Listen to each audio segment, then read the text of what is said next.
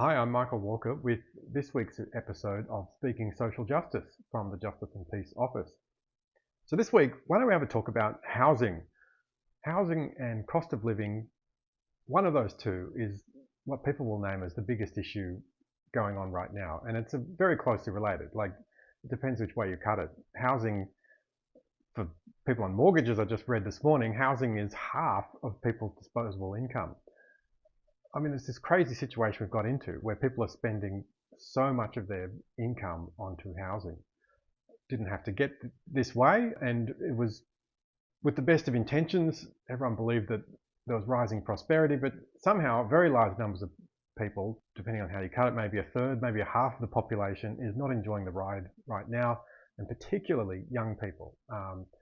Recent studies have found that half of the people born now will just never be able to buy a house if they live in Sydney. So what happened? You know, Australia's meant to be this egalitarian country where everyone had a house out in the suburbs and a well-paying job and life was pretty good. And now suddenly life's pretty tight. People aren't able to afford it.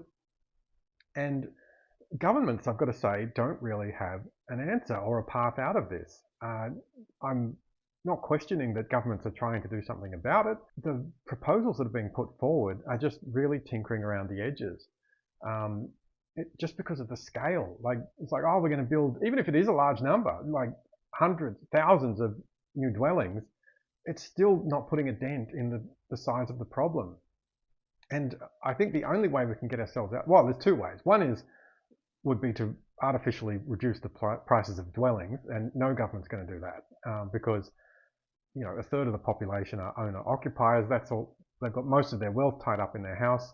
That would just be politically too unpopular. So the other option is to just recognize that there's a large and growing share of the population who are never going to be able to afford to buy into the general market. And so rather than just leave these people to fate, why don't we look at a second stream option that is for those people who just cannot buy in?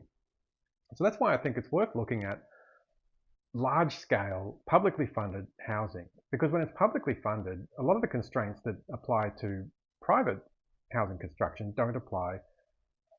One is you don't have to purchase the land. The government owns enormous tracts of land, which it can just put to this use. And in fact, if it put it to the use of housing, they would actually become productive rather than just sitting there doing nothing. Like, off the top of my head, I'm thinking of the Holsworthy military area, which is enormous, and, you know, not generating income. Imagine if it was 3 or 4 suburbs worth of houses, all owned by the government. It would actually be feeding money into the treasury.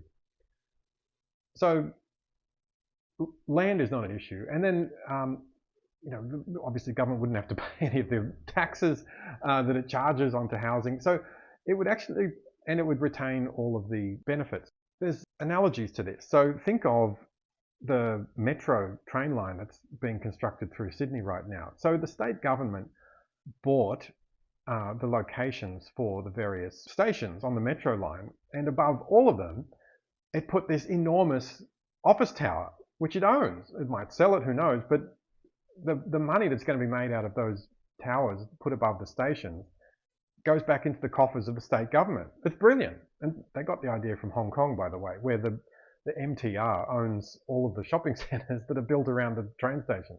So why don't we start thinking like that with housing? You know, rather than building large-scale public housing as this terrible burden on the public purse, it's actually an investment that generates revenue back to the government. And other, you know, very pleasant cities in the world do this.